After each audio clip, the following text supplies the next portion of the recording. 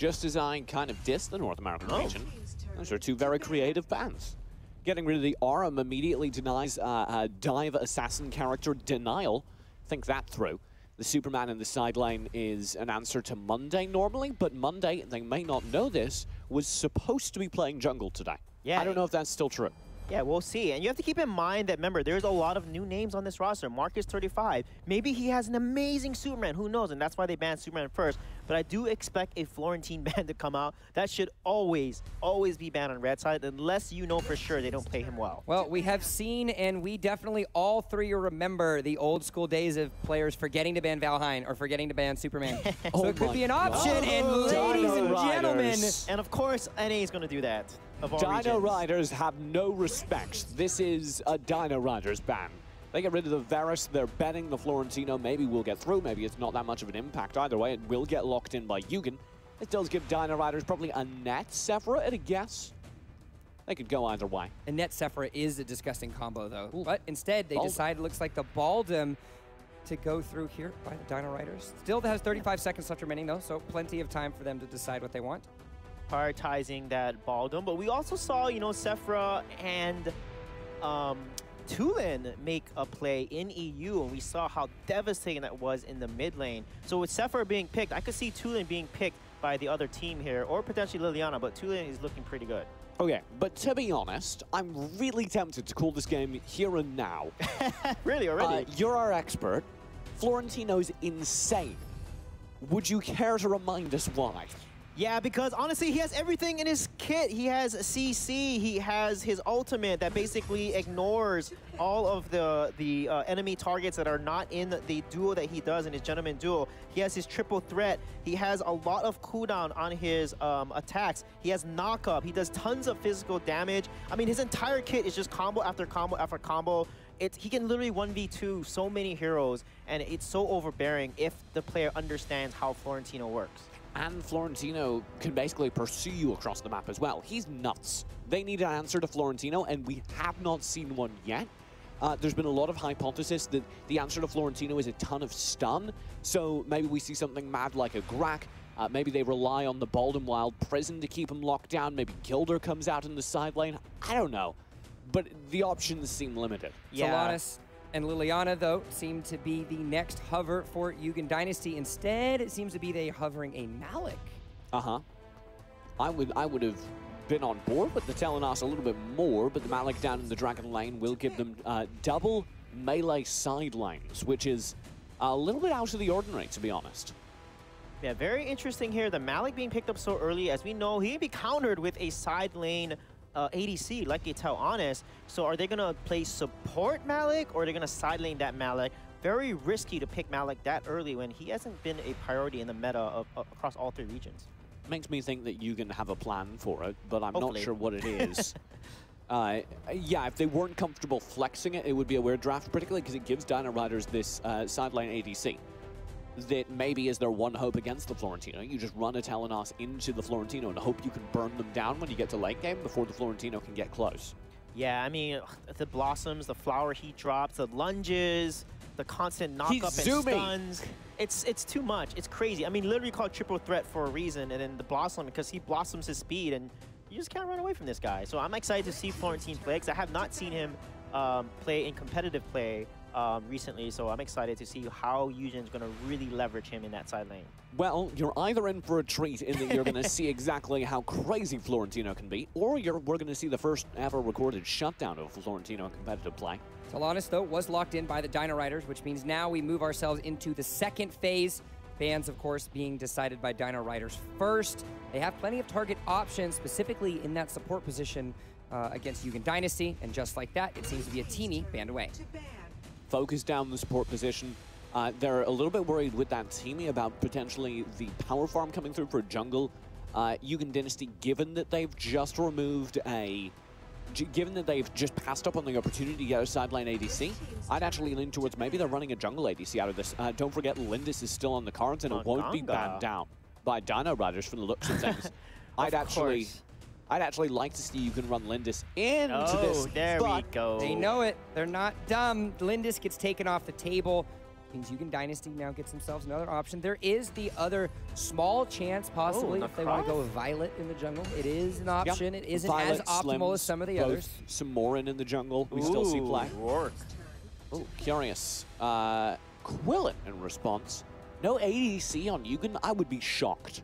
Yeah, that is very interesting here. They're going to go for a heavy dive comp because honestly, Sephora is going to work pretty well along with Baldwin too. There's a lot of ways that they can protect the Tel'Anis, and Warwick don't want you to dive him because this guy is has great kit to really stay on top of his opponents and use his determination to basically counter any type of CC onto him. Yugen Dynasty. No. That was a stretch. That was a stretch and a fail. It snapped before you even got to maximum distance. And that seems to be the change. They hovered over the Lumber. I'd like the Lumber more for them. Okay. The Violet. All right, cool. Okay. So they don't, the Lumber works. Yes. He's there. You've also got a Violet. So there's the 80 carry checkbox being fulfilled there by Yugen Dynasty. Richter, okay. But now Richter, who we've seemed to completely forgotten about because Florentino was picked first, falls all the way down to the final position here for the Dino Riders, which means Sephora will be in the mid lane. Richter will be then moving over to the support position. So they're relying on the Rourke to be able to duel the Florentino. Yeah, I think so. I think they're trying to use Warwick, and it's interesting because we'll see if that's going to really work out here because we have not seen anyone counter Florentine in an effective way because his kit, his content CC, and also the damage reduction he gets from his Gentleman's Duel. It's going to be very interesting to see how Dino Riders has planned against this Florentine because this is a very intentional draft that they have decided here with letting Florentine through. And Omen might be the answer. Maybe it's Omen, you lock him down, and everyone just rushes him. Yeah, I think that is their theory. They can land the Death's Embrace onto the Florentino, and then they can follow through, punishing the Florentino with the Rourke, big burst damage from him. They have enough CC that maybe, but I really do feel if this is a good Florentino, if this is a Florentino played with any degree of competency, Yugen Dynasty have such a major advantage off of him. And you want to add an extra level of pressure. It looks like Florentino will be played by the new member of their roster, Marcus. So he's talented. He is. He's amazing. Top player in North America, easy. He's young too. Very talented kid. Yes, I agree. I have seen Marcus play, and I agree. You're right. There you go. Gentlemen, rosters are locked. They're getting loaded onto the Antares battlefield very shortly. Despite the fact that there's a Florentino on this team, do the Dino Riders still have themselves a solid chance?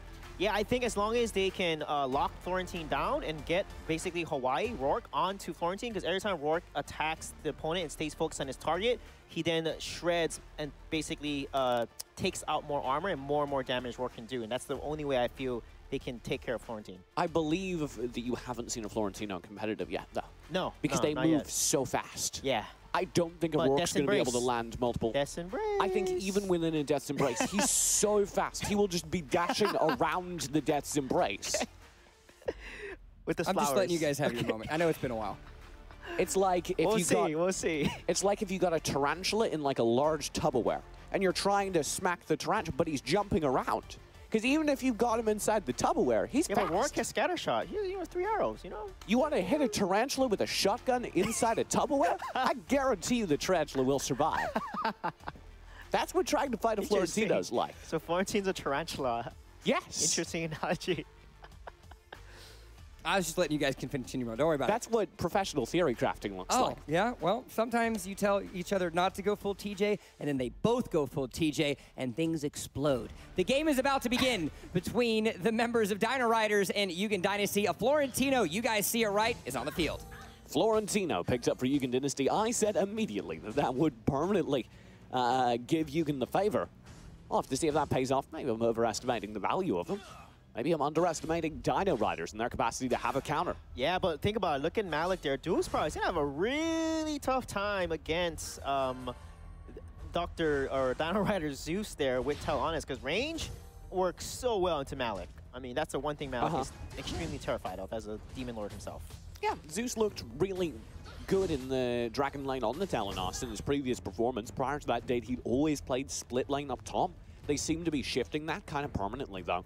Curious, though, that Sleepy playing mid-mage, it will be CLZ going up to the top lane.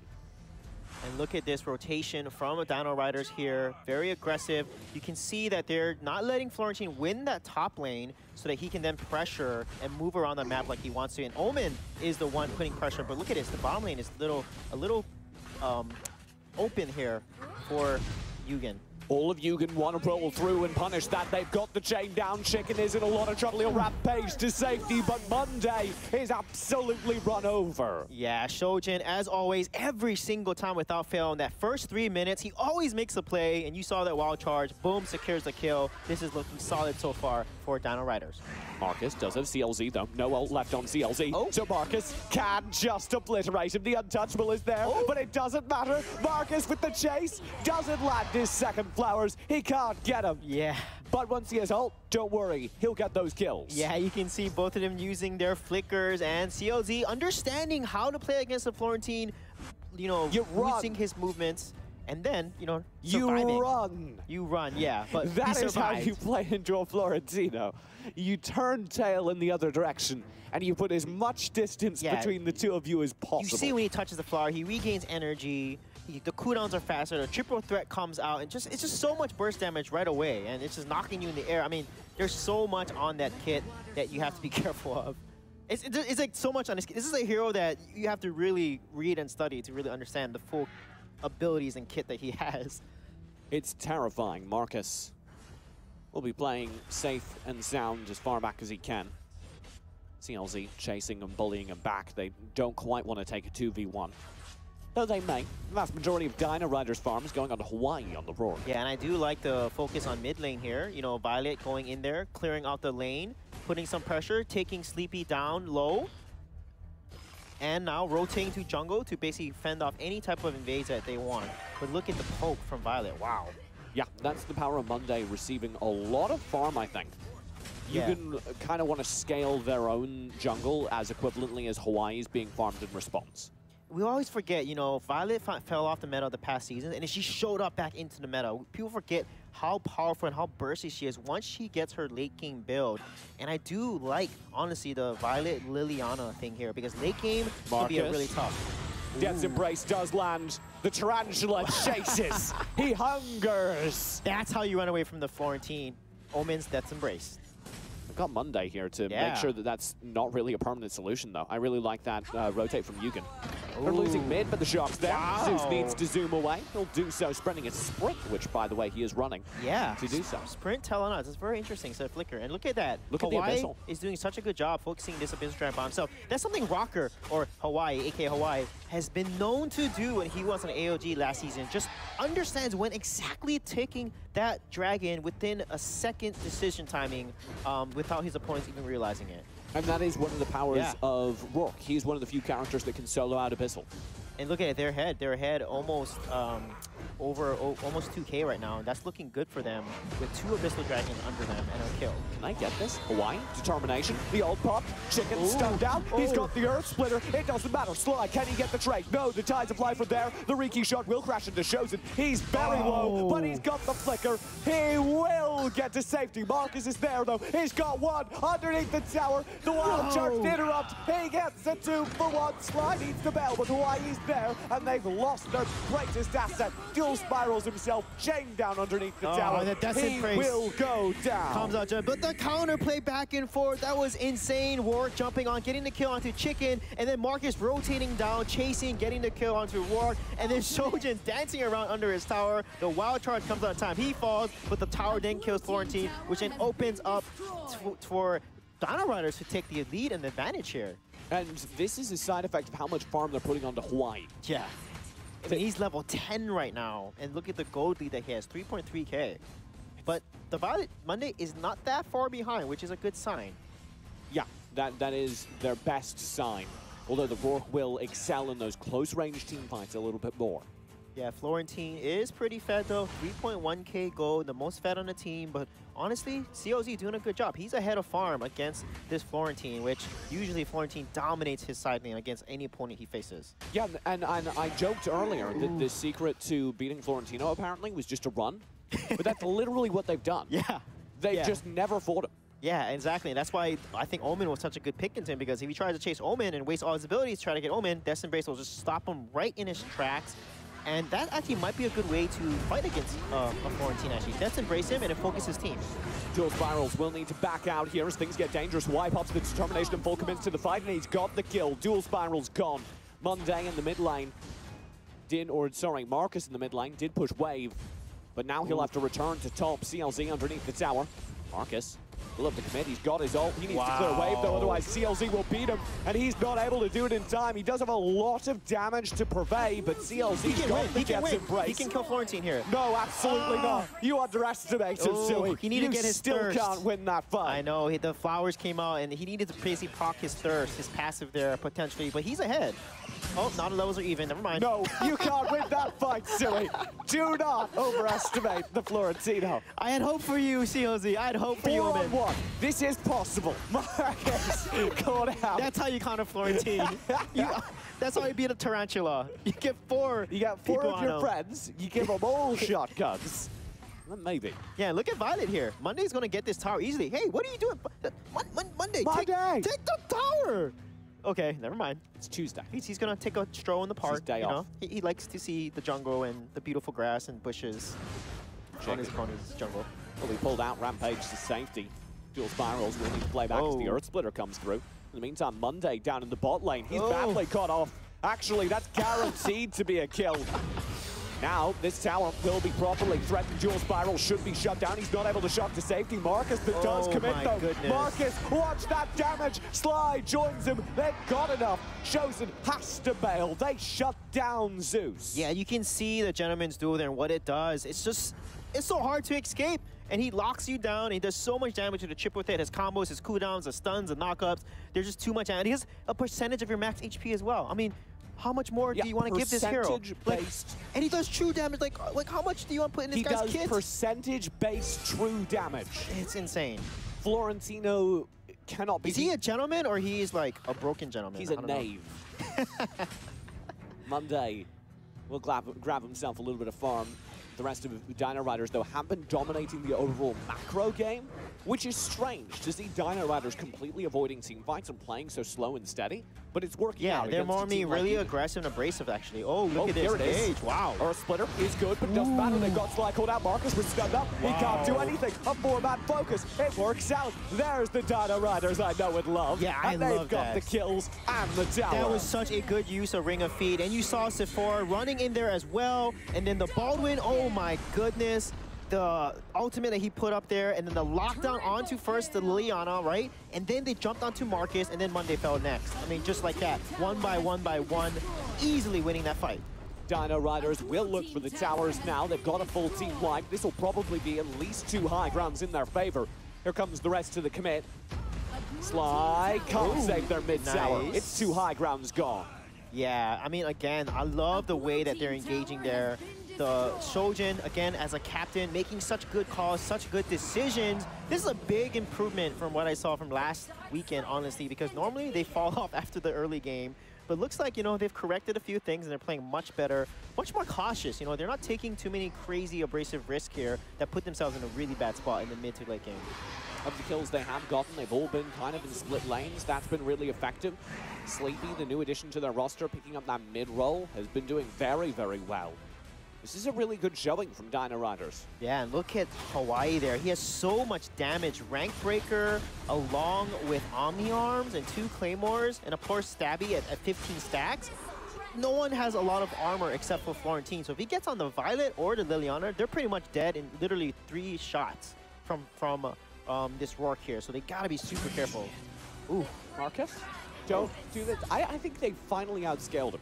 2 levels ahead, and it's enough that he can't efficiently kill you. Yeah, but look at this pressure they're taking down here. Yep, tower will full. There's the drain. Checking. Earth Shatter. Oh, they're racing up. Wow. The Wild Prison. They've got nothing. Hawaii will full commit. One-shotting Monday. He just keeps going. Whoa. The Dino Riders have swarmed into the base, and Hawaii is having a field day. It should be the core falling. Game number 1, dominantly to Dino Riders. Man, the way that Hawaii went in there, so decisive. I love how the Baldwin, Shojin, used his Wild Prison to counter that Malik engage, locking down 3 people and then basically opening the path for Hawaii to dive straight